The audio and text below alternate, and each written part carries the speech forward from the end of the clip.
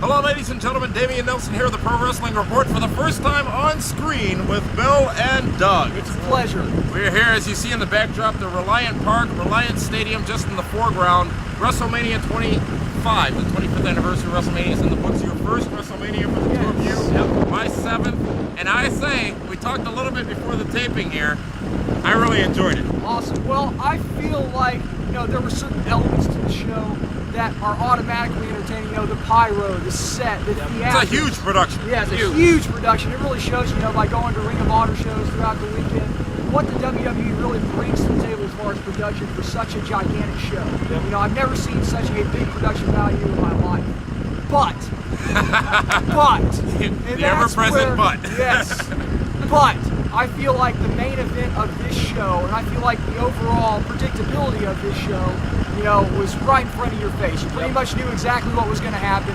They didn't really keep you guessing, as they have on Raw and other pay-per-views throughout the year. Well, that was just to get your money to order WrestleMania. Exactly. And now then they give you this. And let's talk about it match by match. The dark match, which I was very surprised by, was the Tag Team Unification Lumberjack match. The Colognes versus Miz and Morrison. The Colognes walk out as the new, or the, Tag Team Champions in World Wrestling Entertainment. Your thoughts on that matchup? That was pretty good. I thought it was a good opener. People were into it. They were ready to see some wrestling. And honestly, it was better than some of the matches that they already had on there. So I thought it was good. Amazing spots in that matchup. We then see, I think, what's her name? I always want to say Kim Kardashian, even though I know it's not her. But some chick from the Pussycat Dolls saying America the Beautiful did a very good job. Yes, Show opened up, and then the opening contest was the Money in the Bank ladder match. Yes. CM Punk walking out again as the winner of Money in the Bank. And as you said, Doug, it did so much for him last time. Why are they doing it again? Where's Christian Cage fit into this equation? We're not Shelton Benjamin. Shelton Benjamin's the guy that kills himself in these matches every single time. Shelton Benjamin, the star again, Kofi Kingston actually, showing how great he can be in this matchup. You have some incredibly athletic guys, and I just think it's about the office putting the faith in those guys to really deliver in the main event. And I feel like CM Punk, hopefully this will do more for his career and solidify him as more of a long-term main event guy, as opposed to just kind of a paper champion like he was last time. But I mean, Shelton Benjamin doing the front flip off the top of the ladder on the floor was awesome. Also, Kofi taking some bumps on the ladder too. Yeah, Awesome. I mean, there was some really cool things, as you would expect from the Money in the Bank. The outcome was, I was expecting somebody else to win besides CM Punk. Yes. Kid Rock tore down the house. Yeah, I thought really the open bottle with the ball was cool. I thought it would go a little too long though, but it was cool. But you know what? Just when it was going too long, the Divas Battle Royal started with the intro as part of Kid Rock's performance. Very well done by WWE, I think. That was cool. However, you never got an introduction, so you never got to appreciate those divas who were in the matchup, who were not normally part of the company or who haven't been with the company in quite some time. Yeah, like specifically Sonny. Like when you see people get eliminated, you're like, oh, she was in the match. I didn't notice her. Okay. I mean, we chanted, "We want wrestling." We chanted "Divas Son." Yeah, It was short, it was quick. Yeah. But the winner was Santina Morella. Very entertaining guy. I wish they would. How about that dancing after the match? Oh That was man, fun. he was breaking it down. He had the crowd. He had the crowd right. It did. It's what the people expected. And a lot of times WrestleMania really truly delivers what the fans expect. You send them home happy, and we'll talk about how that happened at the end of the card here tonight. But from the Divas Battle Royal, we go to the Legends matchup. Chris Jericho going up against Jimmy Superfly Snuka. Ricky Steamboat. Ricky the Dragon Steamboat. How about that? Oh my God! I was like, you still got it. Yeah. Oh my goodness. And Roddy Piper, Ric Flair at ringside, Mickey Rourke in the first row. Now, someone speculated on PWR Radio a couple of weeks ago that it would be Austin who would come in after Jericho plowed through all three participants. That was not to be the case, as it was indeed Ricky the Dragon Steamboat who owned this match. Yes. I was blown away. This is way more. I'm like, than what why I did they just do expected. Ricky and Jericho? Yeah, they could have had a better. 30-minute match. I was blown away by Ricky's performance. Also, one thing I just want to point out, I had no idea what small was so People like small people. What do you call them? Little people? Midgets? They love them. Midgets. Good matchup. Chris Jericho and no Austin it would be, but it would be Ricky the Dragon Steamboat. Another thing, I was kind of shocked. I don't know if a lot of MMA fans know, but Frank Shamrock was right next to Mickey Rourke. Yeah, exactly. I was like, get Frank in the ring. I wonder if Frank they and actually Jericho. mentioned him. Speaking of mentioning, you notice with Taz being gone from the company, it was J.R. Cole and Lawler on commentary. Yeah. A unique mix. And how about the booze that Cole got pretty much out of the building and out of Texas on his way down the ring. JR's over if he's playing Oklahoma Sooners football in Texas and getting cheated. This is where those Longhorns are from, huh? Yeah. I hear a lot about these Longhorns. Longhorns. Jeff Hardy versus Matt Hardy, Extreme Rules matchup. The finish of that match, I've never seen a finisher quite like that. That was vicious. It was a twist of fate in a chair. Not on a chair, in a chair. I can't believe Vince let Matt win. Yeah, I'm exactly. shocked. I did not think Matt was going to win. I'm very happy. Maybe Matt that's won. why. Yeah, that's why. Yeah. But I wanted to fool me more. Matt's career will be definitely good. Every year since 1988, it seems there's been one of these matches. The 30-second match. And it was JBL versus Rey Mysterio for the Intercontinental Championship. JBL promising something historic, working his way down to the ring, working the stick as well as he does. But it was JBL who would be the loser of the match and then quitting WWE. He's going to the announce table. He's filling in for Taz's spot. Also, That's all we can hope for, actually. big ups to Ray for coming out as the Joker. That was awesome. That was awesome. Another thing. Really? Yeah, you didn't. I know he was the Joker, but this is cool. That was fantastic. Heath Ledger's dead. Come on. Oh, I know. Oh, but still. But Ray is original. I like it. And also, here's my thing. Everybody knows I hate JBL. I always have. And I think him losing in 30 seconds and the way that he won just shows that he was the biggest Joker champion there ever was. But he is a wrestling god, and that's all we have to remember. The match of the night. I think the three of us agree. The match of the night was next. It was The Undertaker versus the Heartbreak Kid, Shawn Michaels. This one teased finishes throughout the entire contest. You had the tombstone pile drivers, the choke slams, the sweet chin music, the last ride.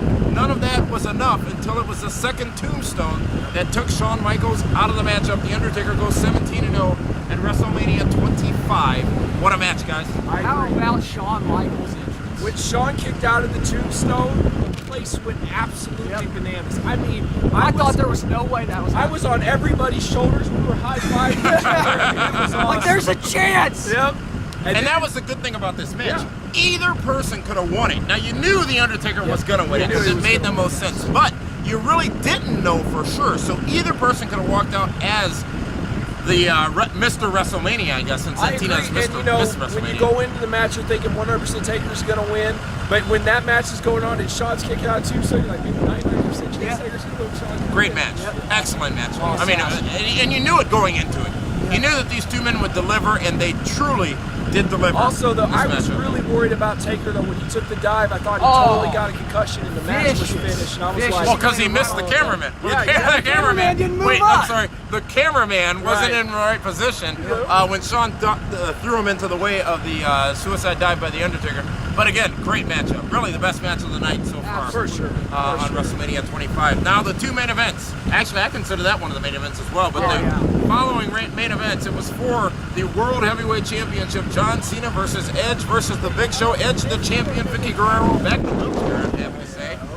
Three-way dance. John Cena walks out as the new World Heavyweight Champion. I'm not sure we're surprised by that.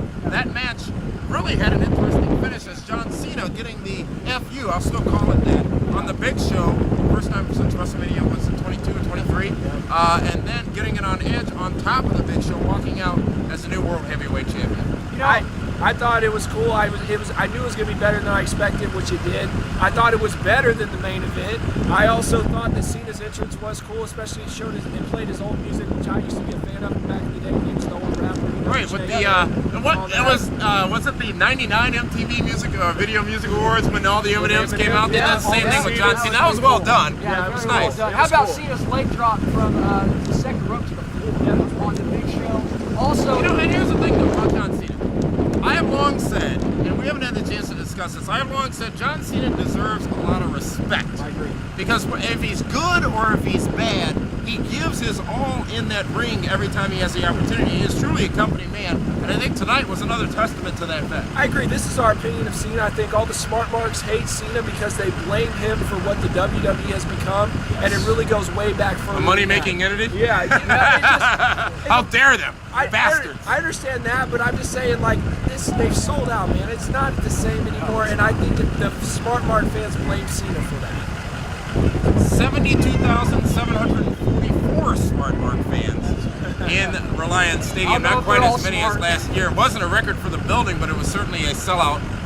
Again, a sellout for WWE. John Cena, the new World Heavyweight Champion. There's one match left. It is the match with the most emotion attached to it. It is Triple H versus Randy Orton for the WWE Championship. Triple H walks out as the WWE Champion. This really should have been Randy Orton's match, in my opinion. Yeah, I don't know if anybody wants to hear our thoughts on this, but I think the disappointment will echo at home as well. Because honestly, I mean, with all the build-up, all the hype they've put into Randy Orton to have Triple And the H- building of Orton. Yeah, exactly. And then just to have him He was higher than Shawn Michaels on his entrance. My thing is with Orton, I mean, Triple H even made it say, you have to beat me on the biggest show. That's how he tried to convince him to really solidify you, to put you over, and it didn't happen. So you need to tell me all that TV time you wasted on Randy Orton? And not just that, you need to tell me the guy can't kick out of the finisher. I mean, it's the main event. Yeah. Well, think about this, though. The promo tomorrow night on Raw for Randy Orton. Oh, yeah. Oh, But yeah. my problem is, okay, you know, Randy Orton would, like you said, spent all that time building the guy up. And then just for him to be squashed in the ground like that, another thing I had a problem with, okay? They said if Triple H got disqualified or counted out, then this was orders by Vicky Guerrero. That, Excuse me! Yeah, that he would lose the title, okay? So Vince McMahon is Triple H's father-in-law, and he can't overrule that.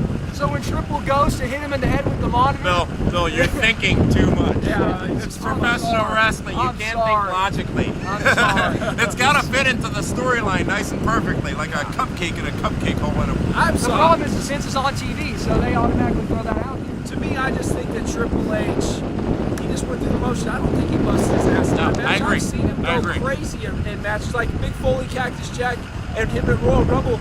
You expected something like that. It's the main event, and he didn't do that. And I felt like the match was slow paced. I mean, Randy Orton once again living up to his nickname, you know,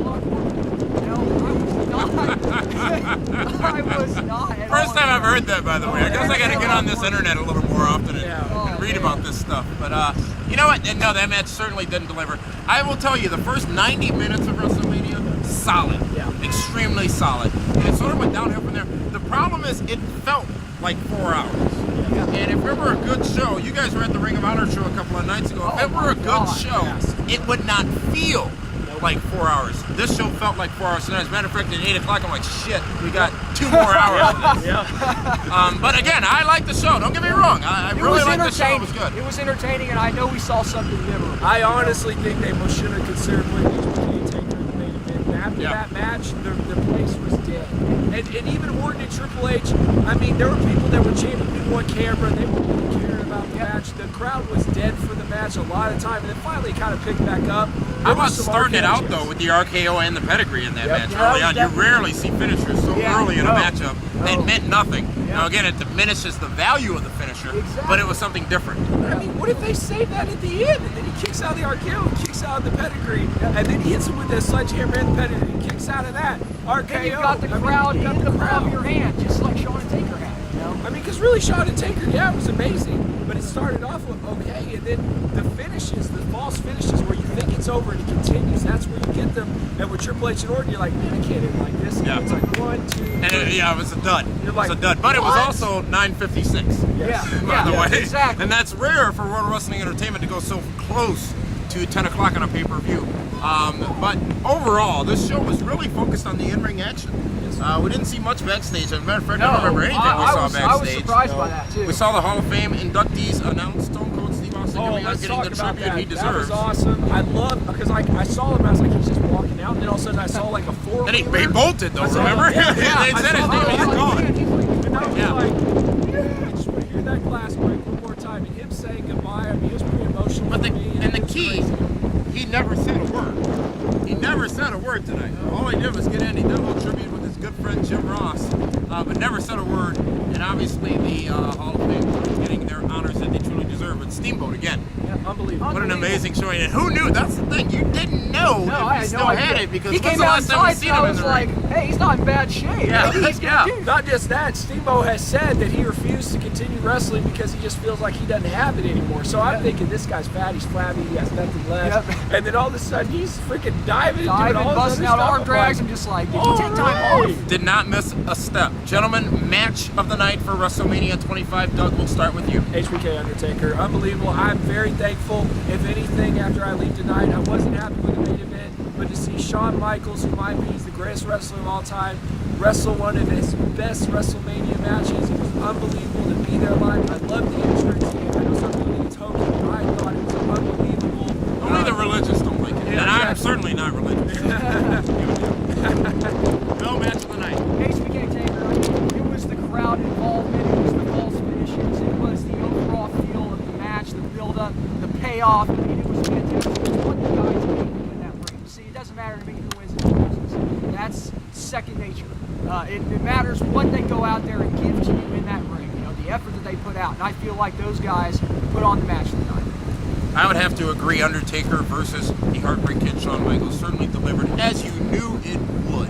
The match of the night here at WrestleMania 25, the 25th anniversary of WrestleMania. Now we move on to March 28, 2010, Phoenix, Arizona, WrestleMania 26. And I thought Houston was in a warm climate. What the hell's going on? Yeah, out there? Dude, I'm freaking shivering right now. It's like 40 degrees out here. Did you I hear did not leave Chicago for this. Right? Yep. Did you hear that Shawn said that 26 is going to be his last Mania?